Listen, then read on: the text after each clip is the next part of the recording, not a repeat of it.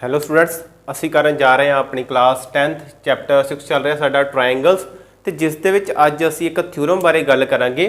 ਸੋ ਕਿਹੜੀ ਥਿਊਰਮ ਹੋਈ ਸਾਡੀ? ਉਹ ਪਾਈਥਾਗੋਰਸ ਥਿਊਰਮ। ਸੋ ਪਾਈਥਾਗੋਰਸ ਇੱਕ ਸਾਡੇ ਬਹੁਤ ਹੀ ਮਹਾਨ ਜਿਹੜੇ ਕਿ ਮੈਥਮੈਟੀਸ਼ੀਅਨ ਹੋਏ ਹਨ ਜਿਨ੍ਹਾਂ ਨੇ ਸਾਨੂੰ ਇੱਕ ਥਿਊਰਮ ਦਿੱਤੀ ਜਿਸ ਨੂੰ ਅਸੀਂ ਪਾਈਥਾਗੋਰਸ ਦੇ ਨਾਮ ਦੇ ਨਾਲ ਬੁਲਾਉਂਦੇ ਹਾਂ। ਸੋ ਸਭ ਤੋਂ ਪਹਿਲਾਂ ਥਿਊਰਮ ਕਰਨ ਤੋਂ ਪਹਿਲਾਂ ਸਾਨੂੰ ਉਸਦੇ ਬੇਸਿਕ ਦੇ ਬਾਰੇ ਜਾਣਨਾ ਹੋਣਾ ਜਿਹੜਾ ਕਿ ਬਹੁਤ ਜ਼ਰੂਰੀ ਹੈ। ਸੋ ਸਭ ਤੋਂ ਪਹਿਲਾਂ ਅਸੀਂ ਗੱਲ ਕਰਾਂਗੇ basic of Pythagoras theorem. So theorem ਦੀ ਗੱਲ ਅਸੀਂ ਬਾਅਦ ਵਿੱਚ ਕਰਾਂਗੇ, ਸਭ ਤੋਂ ਪਹਿਲਾਂ ਬੇਸਿਕ ਦੀ ਗੱਲ ਕਰ ਲਈਏ। ਸੋ ਇਸ ਦੇ ਵਿੱਚ ਸਾਡੇ ਕੋਲ ਕਿਹੜੀ ਕਨਸੈਪਟ ਆਉਂਦੇ ਹਨ? ਇੱਕ ਸਾਡੇ ਕੋਲ ਆਉਂਦਾ ਹੈ ਰਾਈਟ ਐਂਗਲ ਟ੍ਰਾਇੰਗਲ, ਜਿਸ ਨੂੰ ਅਸੀਂ ਬੋਲਦੇ ਹਾਂ ਸਮਕੋਣ ਤਿਕੋਣ। ਸੋ ਇਸ ਸਮਕੋਣ ਤਿਕੋਣ ਦੇ ਵਿੱਚ ਸਾਡੇ ਕੋਲ ਇੱਕ ਐਂਗਲ ਜਿਹੜਾ ਹੁੰਦਾ ਹੈ ਉਹ ਕਿੰਨੇ ਡਿਗਰੀ ਦਾ ਹੁੰਦਾ ਹੈ? 90 ਡਿਗਰੀ ਦਾ। ਸੋ ਇੱਕ ਕੋਣ ਸਾਡੇ ਕੋਲ 90 ਡਿਗਰੀ ਦਾ ਹੁੰਦਾ ਹੈ। ਸੋ ਮੰਨ ਲਓ ਕਿ ਇਸ ਦੇ ਵਿੱਚ ਸਾਡੇ ਕੋਲ ਕੋਣ ਜਿਹੜਾ ਹੈ ਇੱਕ 90 ਡਿਗਰੀ ਦਾ ਹੈ। ਸੋ ਇਸ ਦੇ ਅਸੀਂ ਤਿੰਨੇ ਸਿਖਰਾਂ ਦੇ ਨਾਮ ਰੱਖਦੇ ਹਾਂ A, B ਅਤੇ C। ਹੁਣ ਇਸ ਦੇ ਵਿੱਚ ਸਾਡੇ ਕੋਲ ਐਂਗਲ B ਜਿਹੜਾ ਹੈ ਉਹ ਹੋ ਗਿਆ 90 ਡਿਗਰੀ। ਕਲੀਅਰ? ਹੁਣ ਇਸ ਦੀਆਂ ਤਿੰਨ ਭੁਜਾਵਾਂ ਹਨ ਸਾਡੇ ਕੋਲ, 1 2 3। ਇੱਕ ਤਾਂ ਤ੍ਰੈਭੁਜ ਹੈ ਸਾਡੇ ਕੋਲ, ਤਾਂ ਤਿੰਨ ਭੁਜਾਵਾਂ ਹਨ ਤੇ ਪਾਈਥਾਗੋਰਸ ਨੇ ਸਾਡੇ ਕੋਲ ਜਿਹੜੀ ਥਿਊਰਮ ਦਿੱਤੀ ਹੈ ਉਹ ਇਸ ਤ੍ਰੈਭੁਜ ਦੇ ਆਧਾਰ ਤੇ ਹੀ ਦਿੱਤੀ ਹੈ। ਹੁਣ ਸਾਡੇ ਕੋਲ ਇਹਨਾਂ ਤਿੰਨੇ ਭੁਜਾਵਾਂ ਦੇ ਕੀ ਨਾਮ ਹੋਣਗੇ ਅਸੀਂ ਉਹ ਵੇਖਦੇ ਹਾਂ। ਸਭ ਤੋਂ ਪਹਿਲਾਂ ਅਸੀਂ 90 ਡਿਗਰੀ ਜਿਹੜਾ ਕੋਣ ਹੁੰਦਾ ਹੈ ਇਸ ਦੇ ਓਪੋਜ਼ਿਟ ਸਾਈਡ ਦੇਖਣੀ ਹੈ। ਸਾਈਡ ਜਿਹੜੀ ਹੁੰਦੀ ਹੈ opposite side of 90 degree is equal to ਜਿਸ ਨੂੰ ਅਸੀਂ ਬੋਲਦੇ ਹਾਂ ਹਾਈਪੋਟੀਨਿਊਜ਼। ਸੋ ਜਿਸ ਨੂੰ ਅਸੀਂ ਸ਼ਾਰਟ 'ਚ ਲਿਖਦੇ ਹਾਂ H ਅਤੇ ਜਿਸ ਨੂੰ ਅਸੀਂ ਬੁਲਾਉਂਦੇ ਹਾਂ ਕਰਨ। ਸੋ ਇਹ ਸਾਡਾ ਹੋ ਗਿਆ H। ਹੁਣ ਇਸ ਤੋਂ ਇਲਾਵਾ ਸਾਡੇ ਕੋਲ ਦੋ ਹੋਰ ਸਾਈਡਸ ਰਹਿ ਜਾਂਦੀਆਂ ਹਨ, ਇੱਕ ਆਧਾਰ ਅਤੇ ਦੂਸਰਾ ਲੰਬ। ਹੁਣ ਜਿਸ ਵੀ ਸਾਈਡ ਦੇ ਉੱਪਰ ਜਿਸ ਵੀ ਭੁਜਾ 'ਤੇ ਸਾਡੇ ਕੋਲ ਕੋਣ ਬਣਦਾ ਹੈ ਉਹ ਸਾਡੇ ਕੋਲ ਉਸਦਾ ਆਧਾਰ ਹੁੰਦੀ ਹੈ। ਐਂਗਲ ਔਨ ਸਾਈਡ ਉਹ ਸਾਡੇ ਕੋਲ ਹੁੰਦੀ ਹੈ ਬੇਸ। ਸੋ ਜਿਸ ਨੂੰ ਅਸੀਂ ਲਿਖਦੇ ਹਾਂ B। ਸੋ ਇਸ ਨੂੰ ਅਸੀਂ ਬੁਲਾਉਂਦੇ ਹਾਂ ਆਧਾਰ। ਸੋ ਇਹ ਦੇਖੋ, ਇਹ ਸਾਡਾ ਇੱਕ ਆਧਾਰ ਹੋਏਗਾ ਨੀਚੇ ਵਾਲੀ ਲਾਈਨ, ਇਹ ਸਾਡਾ ਆ ਗਿਆ B। ਫਿਰ ਸਾਡੇ ਕੋਲ ਆਉਂਦਾ ਹੈ ਥਰਡ ਰਹਿ ਗਈ ਸਾਡੇ ਕੋਲ, ਮਤਲਬ ਕਿ ਦੇਖੋ ਇਸ ਤਰ੍ਹਾਂ, ਤੇ ਇਹ ਸਾਡੇ ਕੋਲ ਜਿਹੜਾ ਲੰਬ ਬਣਦਾ ਹੈ 90 ਡਿਗਰੀ ਦਾ ਕੋਣ ਬਣਾਉਂਦਾ ਹੈ, ਇਹ ਜਿਹੜਾ ਲੰਬ ਹੁੰਦਾ ਹੈ ਇਸ ਨੂੰ ਅਸੀਂ ਪਰਪੈਂਡੀਕੂਲਰ ਬੁਲਾਉਂਦੇ ਹਾਂ। ਸੋ ਥਰਡ ਸਾਈਡ ਸਾਡੇ ਕੋਲ ਆ ਗਈ ਪਰਪੈਂਡੀਕੂਲਰ ਜਿਸ ਨੂੰ ਅਸੀਂ ਬੁਲਾਉਂਦੇ ਹਾਂ ਲੰਬ ਅਤੇ ਲਿਖਦੇ ਹਾਂ ਇਸ ਨੂੰ P। ਸੋ ਇਹ ਆ ਗਿਆ ਸਾਡੇ ਕੋਲ P।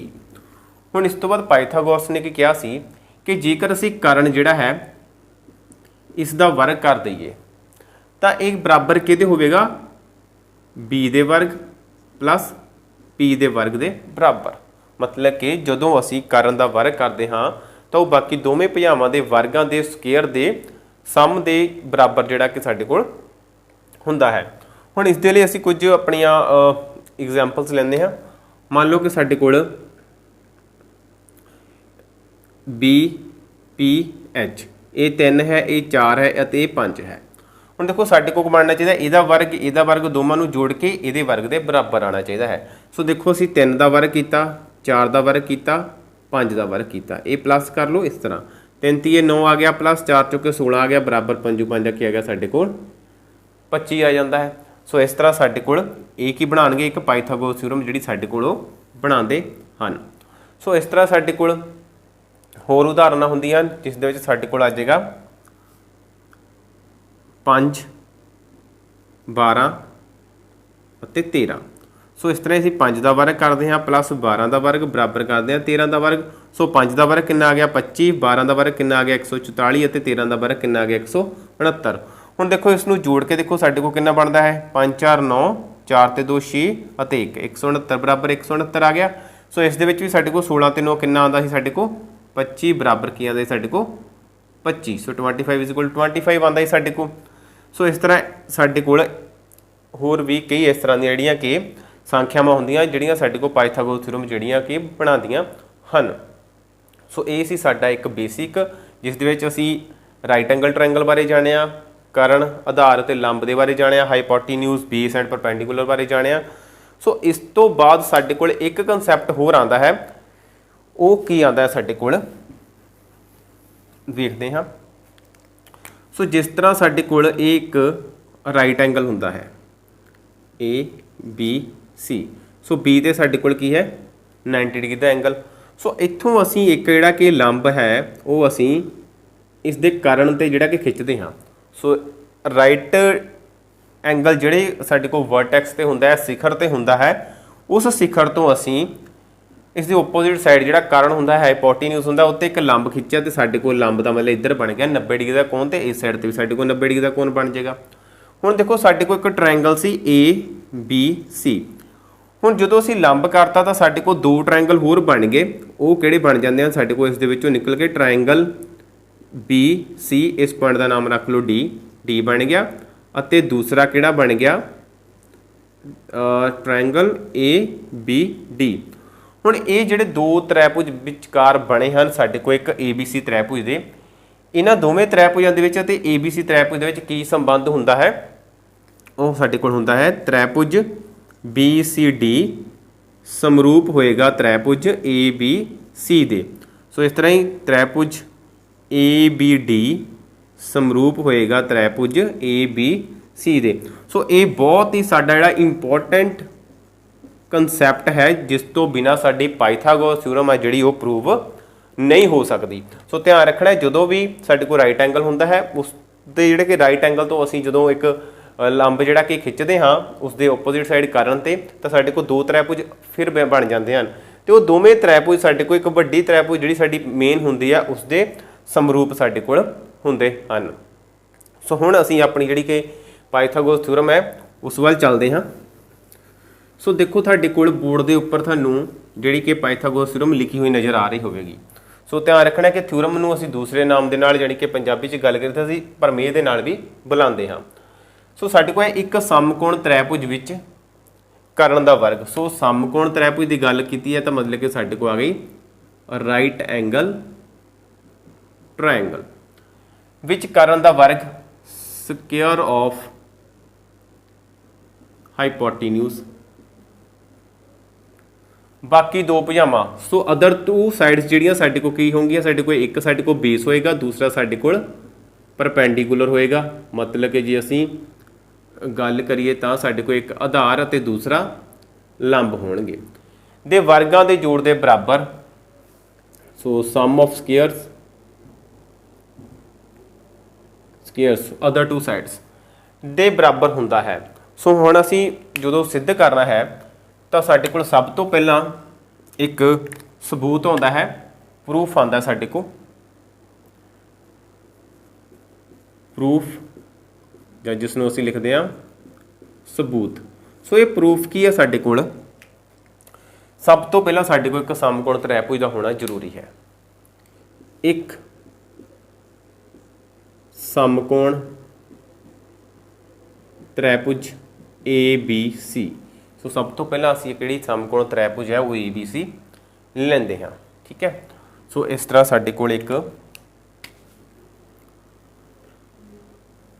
ਏ ਬੀ ਸੀ ਜਿਹੜੀ ਤ੍ਰੈਭੁਜ ਹੈ ਉਹ ਬਣਦੀ ਹੈ ਏ ਬੀ ਸੀ। ਸੋ ਜਿਸ ਦੇ ਵਿੱਚ ਸਾਡੇ ਕੋਲ ਐਂਗਲ ਬੀ ਜਿਹੜਾ ਹੈ ਉਹ ਸਾਡੇ ਕੋਲ ਕਿੰਨਾ ਹੈ 90 ਡਿਗਰੀ। ਸੋ ਐਂਗਲ ਬੀ ਹੈ ਸਾਡੇ ਕੋਲ 90 ਡਿਗਰੀ, ਇੱਧਰ ਬਣਾ ਦਿੰਦੇ ਅਸੀਂ ਬੀ, ਇਹ ਆ ਗਿਆ ਸਾਡਾ 90 ਡਿਗਰੀ। ਹੁਣ ਸਭ ਤੋਂ ਪਹਿਲਾਂ ਸਾਨੂੰ ਇਸ ਦਾ ਕਾਰਨ H, ਫਿਰ ਇਸ ਦਾ ਆਧਾਰ B, ਫਿਰ ਇਸ ਦਾ ਲੰਬ ਜਿਸ ਨੂੰ ਅਸੀਂ ਲਿਖਦੇ ਹਾਂ P, ਉਹ ਲਿਖਣਾ ਬਹੁਤ ਜ਼ਰੂਰੀ ਹੈ। ਸੋ ਸਾਡੇ ਕੋਲ ਕਾਰਨ ਕੀ ਆਉਂਦਾ ਹੈ 90 ਡਿਗਰੀ ਦੇ ਓਪੋਜ਼ਿਟ ਸਾਈਡ ਸਾਡੇ ਕੋਲ ਕਿਹੜੀ ਆਉਂਦੀ ਹੈ AC। ਇਹਦਾ ਮਤਲਬ AC ਸਾਡੇ ਕੋਲ ਇੱਕ ਕਾਰਨ ਆਉਂਦਾ ਹੈ। ਸੋ ਕੋਣ ਕਿਤੇ 90 ਹੈ ਸਾਡੇ ਕੋਲ BC, ਤੇ BC ਸਾਡਾ ਹੋ ਗਿਆ ਆਧਾਰ। ਸੋ ਲੰਬ ਕੀ ਹੋ ਗਿਆ ਜਿਹੜਾ ਉੱਪਰੋਂ ਆਧਾਰ ਤੇ ਆ ਰਿਹਾ ਹੈ ਸਾਡੇ ਕੋਲ ਬਣ ਜਾਂਦਾ ਹੈ AB। ਸੋ ਇਹ ਆਉਂਦਾ ਹੈ ਸਾਡਾ ਲੰਬ। ਸੋ ਜੋ ਅਸੀਂ ਹੁਣ ਪ੍ਰੂਵ ਕਰਨਾ ਹੈ, ਸਿੱਧ ਕਰਨਾ ਹੈ, ਉਹ ਕੀ ਹੈ ਸਾਡੇ ਕੋਲ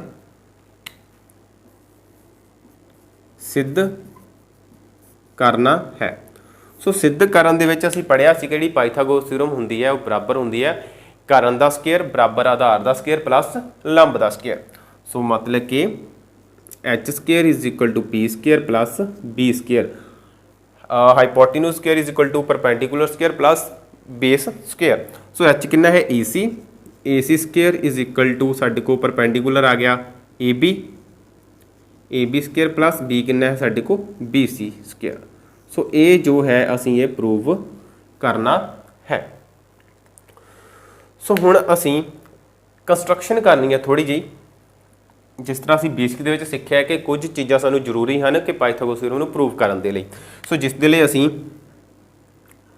ਇੱਕ ਲੰਬ ਬੀ ਡੀ ਏ ਸੀ ਖਿੱਚੋ। ਸੋ ਅਸੀਂ ਡਰਾ ਕਰਦੇ ਹਾਂ ਇੱਕ ਲੰਬ ਜਾਂ ਪਰਪੈਂਡੀਕੂਲਰ ਕਿਹੜੀ ਬੀ ਡੀ ਲੰਬ ਲੈਣਾ ਅਸੀਂ ਕਿਹਦੇ ਤੇ ਏ ਸੀ ਤੇ। ਸੋ ਦੇਖੋ ਸਾਡੇ ਕੋਲ ਪੁਆਇੰਟ ਦਿੱਤਾ ਗਿਆ ਬੀ ਪੁਆਇੰਟ ਦੇ ਨਾਲ ਕਿਹੜਾ ਪੁਆਇੰਟ ਆਉਂਦਾ ਹੈ ਡੀ। ਸੋ ਬੀ ਦੇ ਜਦੋਂ ਵੀ ਅਸੀਂ ਬੀ ਤੋਂ ਲੰਬ ਖਿੱਚਾਂਗੇ ਬੀ ਸਿਖਰ ਤੋਂ ਜਾਂ ਬੀ ਵਰਟੈਕਸ ਤੋਂ ਲੰਬ ਲਵਾਂਗੇ ਤਾਂ ਹਮੇਸ਼ਾ ਇਹ ਆਪਣੀ ਓਪੋਜ਼ਿਟ ਸਾਈਡ ਤੇ ਜਾਏਗਾ। ਸੋ ਇਸ ਲਈ ਇੱਥੋਂ ਸਾਡੇ ਕੋਲ ਇੱਕ ਲੰਬ ਜਾਏਗਾ ਜਿਹੜਾ ਕਿਹਦੇ ਤੇ ਹੋ ਜਾਏਗਾ ਸਾਡੇ ਕੋਲ ਏ ਸੀ ਭੁਜਾ ਤੇ ਸਾਡੇ ਕੋਲ ਜਿਹੜਾ ਐਂਗਲ ਕੀ ਬਣਾ ਦੇਗਾ 90 ਡਿਗਰੀ ਕਿਉਂਕਿ ਸਾਡੇ ਕੋਲ ਲੰਬ ਬਣਦਾ ਹੈ। ਸੋ ਇੱਕ ਲੰਬ ਬਣਨ ਦੇ ਨਾਲ ਸਾਡੇ ਕੋਲ ਐਂਗਲ ਬਣਦਾ ਹੈ B D C is equal to B D A. So ਸਾਡੇ ਕੋਲ ਕਿੰਨਾ ਬਣ ਜਾਂਦਾ ਹੈ 90 ਡਿਗਰੀ। ਸੋ ਇਸ ਤੋਂ ਬਾਅਦ ਸਾਡੇ ਕੋਲ ਜੋ ਆਉਂਦਾ ਹੈ ਸਾਡੇ ਕੋਲ ਜਿਹੜਾ ਕਿ ਪੂਰੀ ਤ੍ਰੈਭੁਜ ਹੈ ਏ ਬੀ ਸੀ ਉਹ ਦੋ ਤ੍ਰੈਭੁਜਾਂ ਦੇ ਵਿੱਚ ਵੰਡ ਜਾਂਦੀ ਹੈ। ਹੁਣ ਤ੍ਰੈਭੁਜ ਏ ਬੀ ਸੀ ਦੋ ਤ੍ਰੈਭੁਜਾਂ ਜਾਂ ਟੂ ਟ੍ਰਾਇੰਗਲਸ ਤ੍ਰੈਭੁਜ ਬੀ ਡੀ ਸੀ ਅਤੇ ਤ੍ਰੈਭੁਜ ਏ ਡੀ ਬੀ ਵਿੱਚ ਵੰਡੀ ਜਾਂਦੀ ਹੈ। ਸੋ ਹੁਣ ਸਾਡੇ ਕੋਲ ਕੀ ਆਉਂਦਾ ਹੈ ਇਸ ਲਈ ਤ੍ਰੈਭੁਜ ਏ ਬੀ ਸੀ ਸਮਰੂਪ ਹੋਏਗੀ ਤ੍ਰੈਭੁਜ ਬੀ ਡੀ ਸੀ ਦੇ। ਸੋ ਹੁਣ ਇੱਥੇ ਇੱਕ ਗੱਲ ਧਿਆਨ 'ਚ ਰੱਖਣ ਵਾਲੀ ਹੈ ਕਿ ਵਿਦਿਆਰਥੀ ਜਾਂ ਸਟੂਡੈਂਟਸ ਜਿਹੜੇ ਨੇ ਮਿਸਟੇਕਸ ਜਾਂ ਗਲਤੀਆਂ ਜਿਹੜੀਆਂ ਕਿੱਥੇ ਕਿੱਥੇ ਕਰਦੇ ਹਨ। ਸੋ ਥਿਊਰਮ ਸਾਨੂੰ ਕਿਉਂ ਪਤਾ ਨਹੀਂ ਲੱਗਦੀਆਂ, ਕਿਉਂ ਸਾਨੂੰ ਉਹਨਾਂ ਨੂੰ ਵਾਰ-ਵਾਰ ਲਿਖ ਕੇ ਚੈੱਕ ਕਰਨਾ ਪੈਂਦਾ ਹੈ, ਰੱਟੇ ਲਗਾਉਣੇ ਪੈਂਦੇ ਹਨ ਕੁਝ ਕਨਸੈਪਟਸ ਨੂੰ। ਸੋ ਅਸੀਂ ਇਹ ਕਰਨਾ ਹੈ ਕਿ ਅਸੀਂ ਰੱਟਾ ਵੀ ਨਹੀਂ ਲਗਾਉਣਾ ਅਤੇ ਵਾਰ-ਵਾਰ ਥਿਊਰਮ ਨੂੰ ਸਾਨੂੰ ਲਿਖਣ ਦੀ ਵੀ ਲੋੜ ਜਿਹੜੀ ਕਿ ਨਾ ਪਵੇ। ਸੋ ਥੋੜ੍ਹੀਆਂ ਛੋਟੀਆਂ ਚੀਜ਼ਾਂ ਨੂੰ ਅਸੀਂ ਧਿਆਨ 'ਚ ਰੱਖਣਾ ਹੈ। ਹੁਣ ਇੱਥੇ ਜਦੋਂ ਤੁਸੀਂ ਇਹ ਲਿਖਣਾ ਹੈ ਤਾਂ ਇੱਥੇ ਜਦੋਂ ਤੁਸੀਂ ਗਲਤ ਲਿਖ ਲਓਗੇ ਤਾਂ ਤੁਸੀਂ ਥਿਊਰਮ ਨੂੰ ਪ੍ਰੂਵ ਕਰਨ ਦੇ ਵਿੱਚ ਕਨਫਿਊਜ਼ ਹੋ ਜਾਓਗੇ ਤਾਂ ਥਿਊਰਮ ਤੁਹਾਡੇ ਕੋਲ ਪ੍ਰੂਵ ਨਹੀਂ ਹੋਵੇਗੀ। ਠੀਕ ਹੈ। ਸੋ ਧਿਆਨ ਨਾਲ ਸਮਝੋ ਕਿ ਅਸੀਂ ਲਿਖਿਆ ਏ ਬੀ ਸੀ। ਸੋ ਸਭ ਤੋਂ ਪਹਿਲਾਂ ਦੇਖੋ ਰਾਈਟ ਐਂਗਲ ਜਿਹੜਾ ਸਾਡੇ ਕੋਲ ਬੀ ਤੇ ਹੈ 90 ਡਿਗਰੀ ਤੇ।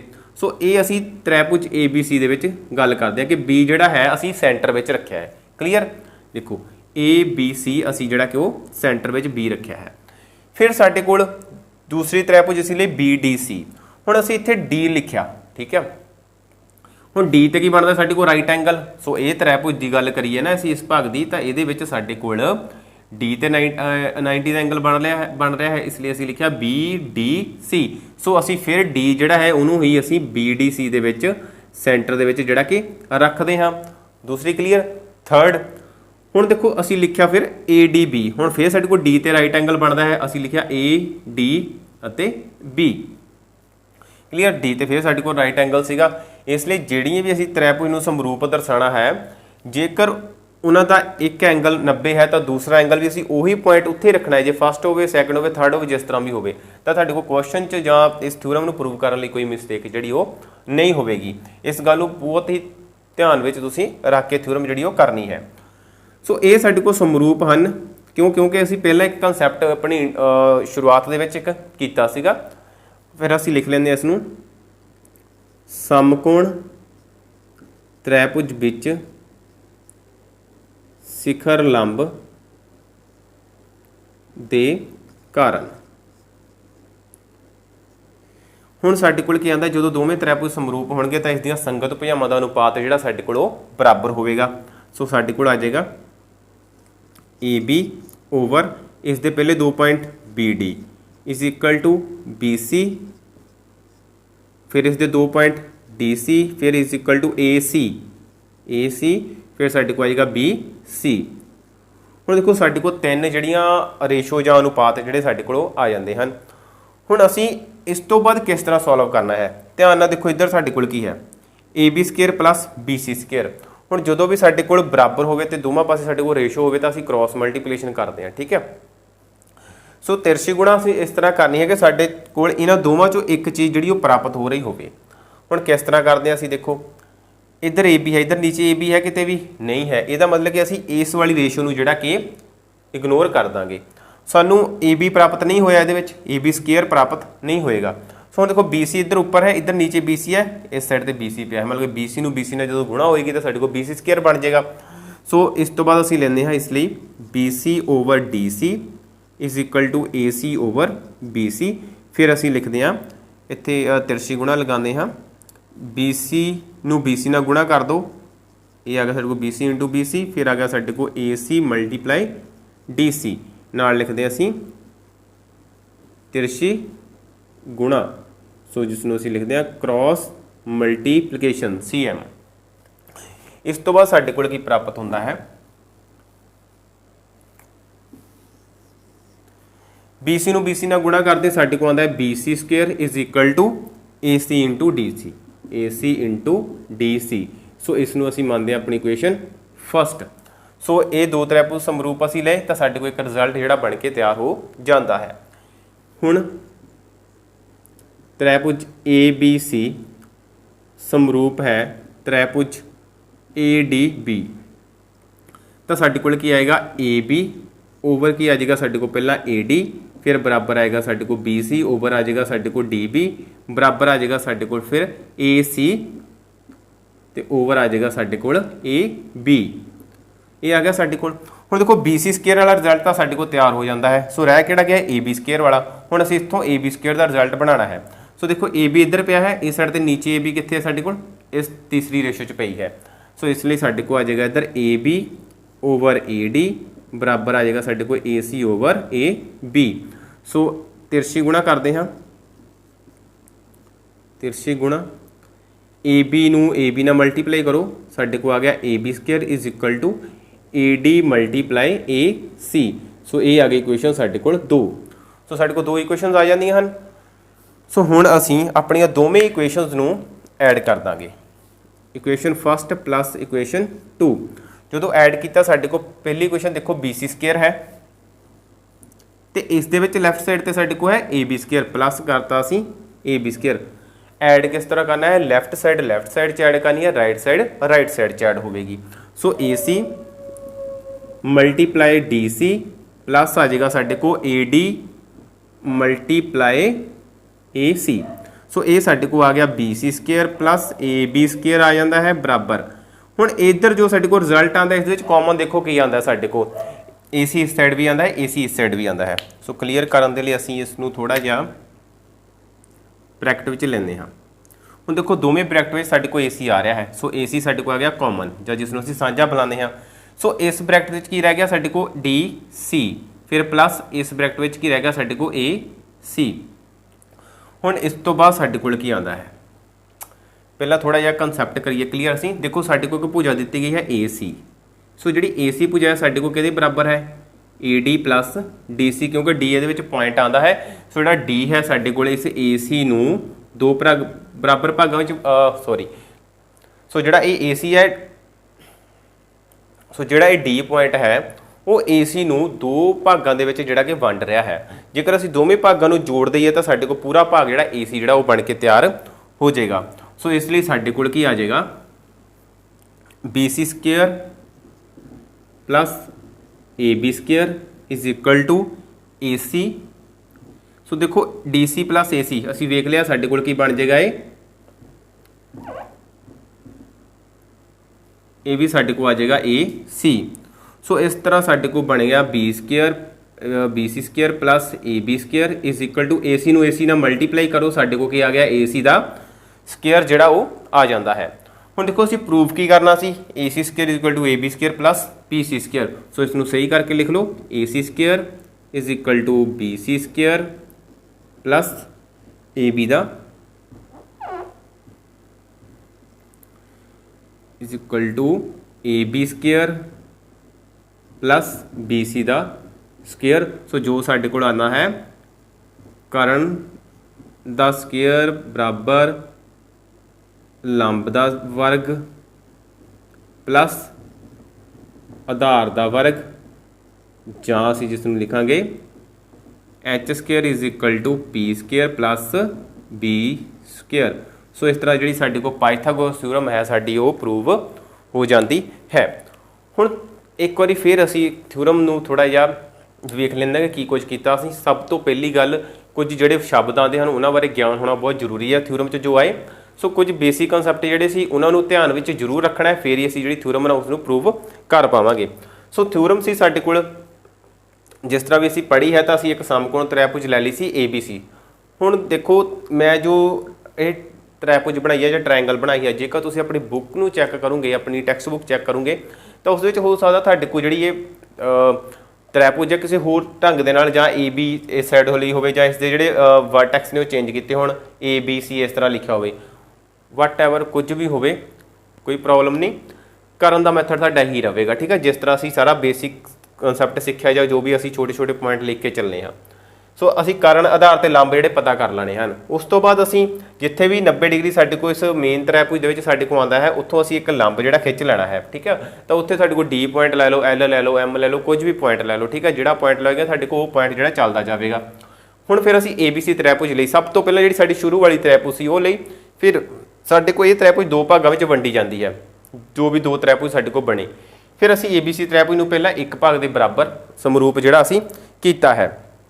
सो जो तुसीं समरूप करना है तो इस तरह करना है, जां असी त्रिभुज इस तरह लिखणियां हन कि जिद्दां AB दे विच साडे को ABC दे विच B ते 90 डिग्री आंदा है, तो जिहड़ी त्रिभुज असी ये लिखनी है ਇਹਦੇ ਵਿੱਚ ਵੀ ਅਸੀਂ 90 डिग्री ਜਿਹੜਾ ਹੈ ਉਹ ਸੈਂਟਰ ਦੇ ਵਿੱਚ ਹੀ ਲਿਖ ਕੇ ਜਿਹੜਾ ਕਿ ਚੱਲਣਾ ਹੈ। ਦੇਖੋ D ਤੇ 90 डिग्री ਬਣਦਾ ਸੀ ਤਾਂ ਅਸੀਂ ਸੈਂਟਰ ਦੇ ਵਿੱਚ ਹੀ D ਰੱਖਿਆ। ਇਸ ਤਰ੍ਹਾਂ ਹੀ ਉੱਪਰ ਵਾਲੀ त्रिभुज ਦੇ ਵਿੱਚ ਵੀ ਅਸੀਂ ਸੈਂਟਰ ਵਿੱਚ D ਜਿਹੜਾ ਉਹ ਰੱਖਿਆ ਹੈ। सो ये मेन पॉइंट है साडा। ठीक है, ये जिहड़ा कंसैप्ट सीगा ना साडा बहुत ही ज़्यादा साडा जिहड़ा इंपॉर्टेंट है, जिसनूं इस तरह कीते बिना जिहड़ी थ्योरम साडी वो हो सकदा सानूं जिहड़ी कि कन्फ्यूज़ कर देवे प्रूव करन दे लई। सो फिर असीं समरूप त्रिभुजां दी जिहड़ी साडे कोल थ्योरम है उसदे अनुसार असीं संगत भुजावां दा अनुपात लिखिया जो साडे कोल प्रपोर्शन च आया, समान अनुपात दे विच आया। फिर साडे कोल तिरछी गुणा दे द्वारा एक रिजल्ट जिहड़ा इक्वेशन फस्ट बनदी है। फिर इस तरह ही साडे कोल तिरछी गुणा के द्वारा इक्वेशन सैकेंड बनती है। तो असीं जो दोवां नूं जोड़िया तो साडे कोल एक थ्योरम जिहड़ी साडी वो पाइथागोरस जिहड़ी कि बन के तैयार हो जाती है। सो उम्मीद करदा है कि थ्योरम जिहड़ी आ तुहानूं क्लीयर हो गई होवेगी। सो जे तां तुहानूं वधिया लगी है तो लाइक जरूर करना है। सो देखो जो कोई चीज़ वधिया लगती है तो सानूं की चाहिए कि असीं दूसरिਆਂ तक भी उसनूं पहुँचाईए तां जो दूजे भी इस चीज़ तो फायदा जिहड़ा आ लाभ वो जिहड़ा लै सकण। सो वध तो वध बच्चों तक शेयर भी करनी है। अगर कोई कमी रह गई है जां तुहानूं लगदी है तो वो कमेंट बॉक्स में दस सकते हो। सो थैंक यू, मिलते हैं नैक्सट क्लास दे विच नैक्सट क्वेश्चन दे नाल।